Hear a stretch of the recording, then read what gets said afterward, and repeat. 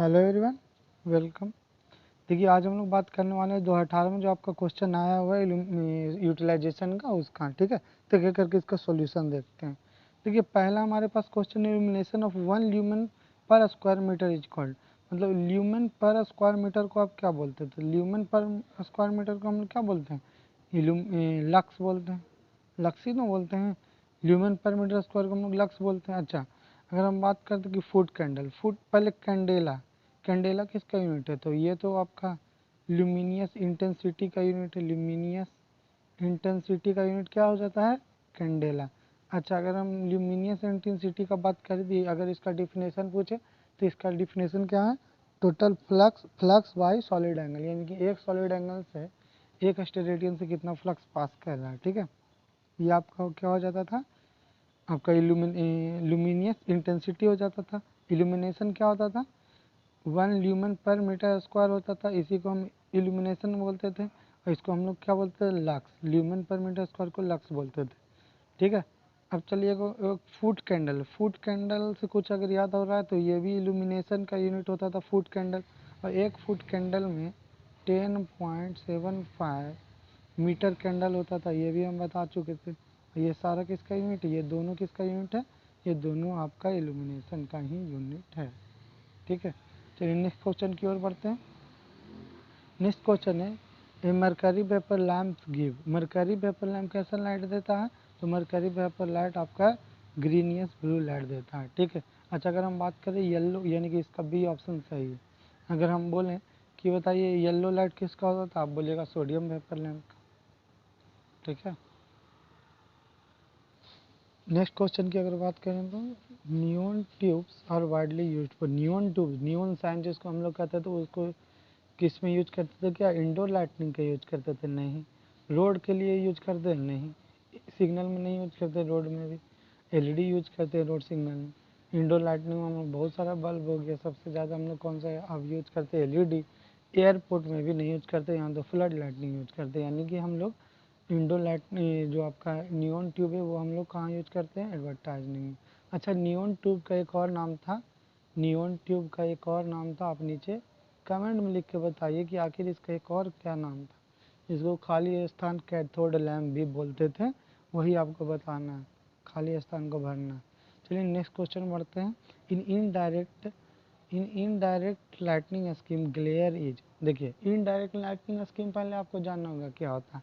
Indirect में 60 to 90% जो light है वो वर्किंग प्लेन पर नहीं आता, वर्किंग प्लेन पर नहीं आता, जबकि आपका ये उधर उधर कहीं कहीं, यानी कि सौंदर्यकरण को बढ़ावा देने के लिए सरफेस पर, मतलब ऊपर सीलिंग पर, ठीक है, या फिर दीवार के चारों तरफ इसको हम लोग फॉल करवाते हैं, लेकिन डायरेक्ट वर्किंग प्लेन पर नहीं फॉल करवाते हैं। अब डायरेक्ट क्या होता था? जहाँ पर 60 to 90% आपका वर्किंग प्लेन पर आता था, वर्किंग प्लेन पर जहाँ पर लाइट आता था 60 to 90%, तो वो आपका क्या होता था? डायरेक्ट होता था। ये आपका क्या हो जाता था? डायरेक्ट। ठीक है, अब देखिए यहाँ पर पूछ रहा है in indirect lighting scheme glare is, तो ग्लेयर क्या होगा? अच्छा ग्लेयर, देखिए ग्लेयर क्या होता था? मतलब कि जो शैडो वगैरह बनने लगता था उसी को हम लोग क्या बोलते थे? ग्लेयर। जैसे हार्ड शैडो आप बोलते थे, तो ग्लेयर क्या होगा? इनडायरेक्ट, बहुत सॉफ्ट शैडो बनेगा तो मिनिमम होगा। ठीक है, अभी आप चलिए नेक्स्ट क्वेश्चन पर चलते हैं। देखिए flood lightning is not use for, नहीं यूज किया जाता है, एडवर्टाइजमेंट पर्पज यूज किया जाता है। दूसरा क्या है? एस्थेटिक पर्पस, मतलब कि सौंदर्यकरण के लिए यूज किया जाता है। तीसरा cricket match played in day time, इसके लिए यूज किया जाता है। दिन में अगर क्रिकेट मैच चल रहा है तो क्या फ्लड लाइटिंग लगाते हैं? फ्लड लाइटिंग क्या होता है? जहाँ बहुत सारा, यानी कि समझिए कि लाइट का बाढ़। लेकिन दिन के समय में क्रिकेट खेलते हैं तो थोड़ी आप देखते हो क्रिकेट स्टेडियम में नहीं लाइट ऑन रखते हैं। ठीक है, तो हमको जो नहीं है वही आंसर होगा, तो यही नहीं है। ठीक है, ये गलत है और आंसर हम लोग का यही, यानी कि ऑप्शन सी करेक्ट है।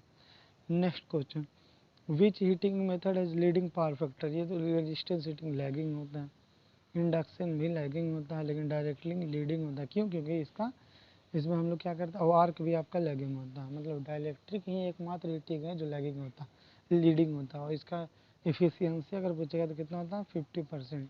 ये आपका हाई फ्रीक्वेंसी हीटिंग है, ये भी आपको याद रखना है, डाइलेक्ट्रिक हीटिंग।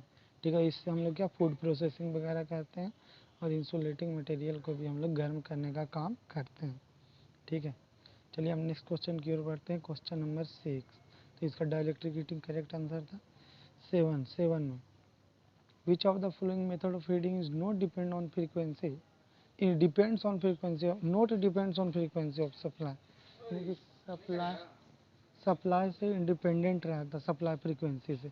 तो देखिए मतलब कि फ्रीक्वेंसी से उतना मतलब नहीं है, तो हम लोग दो तरह का हीटिंग में मतलब कि क्लासीफाई किए थे। एक आपका क्या रहता था, power frequency heating, power frequency heating. एक आपका क्या होता था, high frequency heating, high frequency heating. अच्छा, पावर फ्रीक्वेंसी हीटिंग हम लोग कम ही इसमें कम फ्रीक्वेंसी यानी 50-60 हर्ट्ज का यूज करते थे। इसमें रेजिस्टेंस हीटिंग और आर्क हीटिंग आता था। ठीक है, फिर रेजिस्टेंस का भी टाइप। और हाई फ्रीक्वेंसी में हम लोग क्या क्या यूज करते थे, आपका इंडक्शन और डाइलेक्ट्रिक हीटिंग। तो देखिए जो कौन नहीं डिपेंड करता था, इंडक्शन के तो हाई फ्रीक्वेंसी चाहिए, डाइलेक्ट्रिक के लिए चाहिए, लेकिन रेजिस्टेंस को चाहिए क्या, नहीं, यानी कि ऑप्शन बी होगा। इसमें ज़्यादा फ्रीक्वेंसी मायने नहीं रखता है। नेक्स्ट क्वेश्चन है, in indirect resistance heating method maximum heat transfer takes by, मतलब इनडायरेक्ट रेजिस्टेंस हीटिंग जो करते हैं तो मैक्सिमम हीट का ट्रांसफर किस मेथड से होता है, तो आपका रेडिएशन से होता है। कैसे, तो देखिए इनडायरेक्ट हीटिंग में क्या करते हैं हम लोग, अलग से एलिमेंट बनाते हैं ना, अलग से एलिमेंट लगाते हैं, इसको सप्लाई देते हैं CDC जो भी, और आपका नीचे मटेरियल रहता है।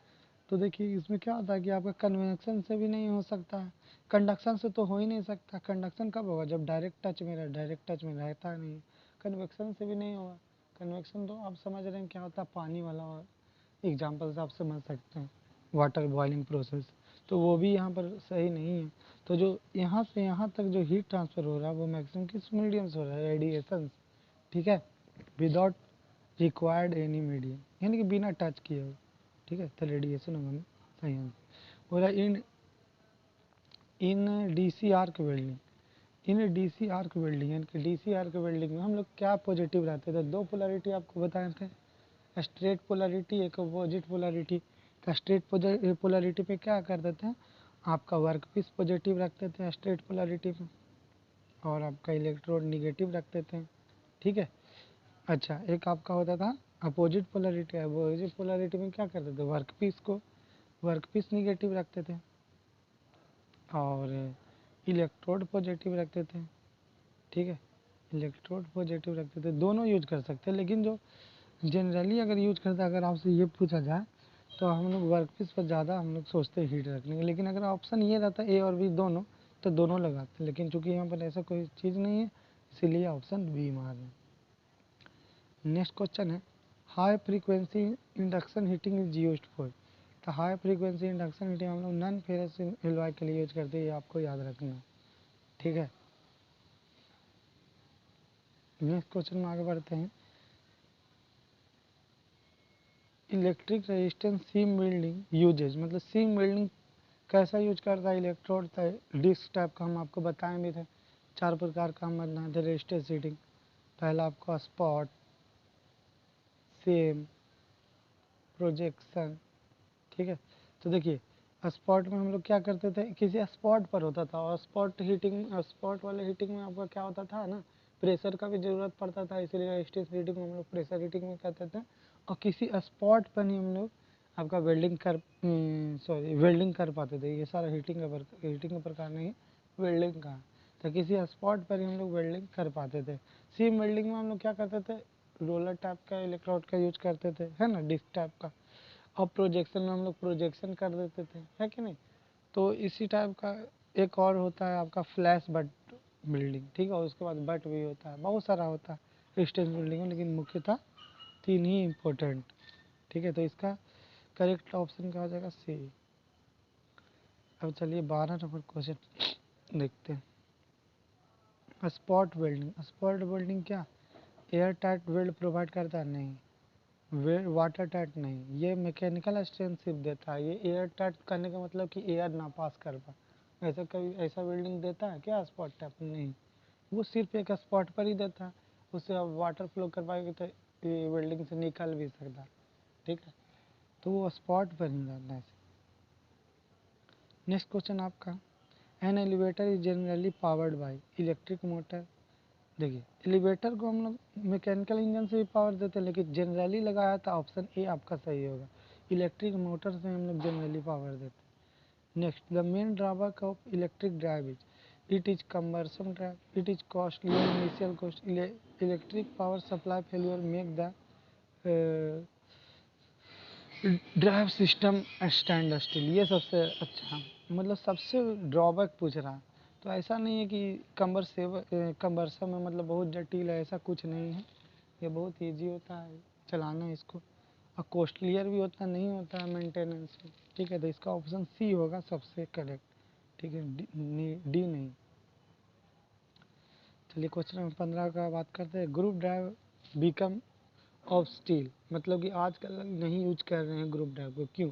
क्योंकि हाई नॉइज लेवल, कमर्शन स्पीड ऑफ इंडिविजुअल मशीन। सही बात है, नॉइज ज़्यादा करेगा, एक के में बहुत सारा कनेक्ट कर देते हैं, फ्रिक्शन बढ़ जाता है, नॉइज भी बढ़ जाता है, इंडस्ट्री वगैरह में बहुत नॉइज होता है, इसीलिए ये इसको हम लोग आजकल कंसिडर नहीं करते हैं। दूसरा, stoppage of all operation on break down of large single motor. आप जानते हैं ग्रुप ड्राइव में एक ही को से बहुत साफ निकाल के बहुत सारा जोड़े हुए रहते हैं मोटर, ई बड़ा वाला खराब बोल रहा है, सब खराब, इसीलिए हम लोग इसको नहीं यूज करते हैं, तो ऑप्शन सी इसका सही है, दोनों ऑप्शन ये होगी सही है। नेक्स्ट अगर 15 की बात करते हैं, क्वेश्चन नंबर 16 का, ड्यूरिंग रीजनरेटिव ब्रेकिंग, तो रीजनरेटिंग ब्रेकिंग में क्या होता है, आपका मोटर जनरेटर जैसे रन करता है। प्लगिंग का बात करें तो प्लगिंग में क्या करते हैं हम लोग, अपोजिट हम लोग वोल्टेज का सप्लाई देते हैं आर्मेचर के अक्रॉस, जिससे आपका टॉर्क डेवलप अपोजिट होता है, ठीक है। और आपका एक डायनेमिक ब्रेकिंग आप जानते ही, हम लोग रेजिस्टेंस का यूज करते हैं और सप्लाई को कट कर देते हैं, जिससे टॉर्क रिवर्स हो जाता है करंट रिवर्स होने के कारण, ठीक है, तो डायनेमिक ब्रेकिंग, ठीक है। नेक्स्ट है आपका 17, the machine heavy fluctuating load is, मतलब जिसका फ्लक्चुएटिंग लोड ज़्यादा होता है। लाथे का ऐसा कोई बात नहीं है, लाथे मशीन अगर आपको देखना तो वर्कशॉप में जाके देख सकते हैं, वहाँ सीओटी रहता ही रहता है। प्लेनर मशीन में ऐसा कुछ नहीं है। पंचिंग मशीन जो होता है आपका पंच करने वाला कुछ चीज़ को, तो बहुत उसमें वेरिएबल मतलब इंटरमीडिएट रहता है, मतलब कभी ज़्यादा को पंच करता कभी कम को करता, तो इसका ऑप्शन सी बिल्कुल करेक्ट है, ठीक है, पंचिंग मशीन।